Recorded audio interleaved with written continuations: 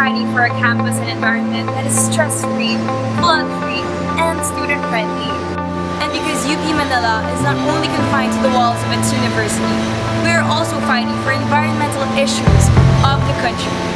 Ipinaglalaban po natin ang isang maayos at kumpletong sports center na dumaan sa isang komprehensibong konsultasyon. At syempre po, hindi rin naman po natin kalilimutan ang ating mga kampanya at programa katulad ng Bakbakan. Bilang mga iskolar ng bayan, naniniwala tayo na ang edukasyon ay isang karapatan. Kaya ipinaglalaban natin na magkaroon ng isang nationalist, scientific, at mass-oriented type of education. Pinaglalaban natin na maging bahagi tayo sa pagbubuo ng mga polisiya sa loob at labas ng ating pamantasan upang ang ating maniit na tinig ay marinig, mapansin at matugunan. Ipinaglalaban natin ang isang masaya, makulay at makabayang kultura. A culture that will bring forth unity in the midst of diversity.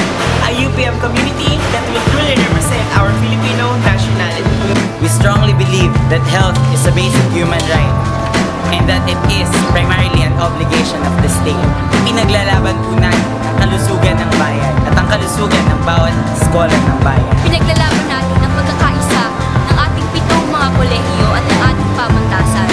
Principled unity built not only for the students, but with the students. Pinaglalaban natin ang pagkakaisa upang maisulong ang mga karapatan ng iskolar ng bayan at ng sambayanan.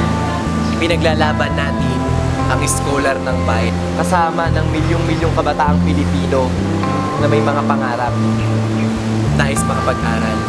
Patuloy na nakikipaglaban para sa kanilang demokratikong karapatan sa libreng edukasyon. Dahil sa ating sama-samang pagkilos, atin ang lakas. Sa ating sama-samang pagtindi, atin ang tagumpay. Kailangan natin ng isang konsehong united with the students, United with the people! united for the University of the People. Tatak palaban, tayo na, Iskolar ng Bayan!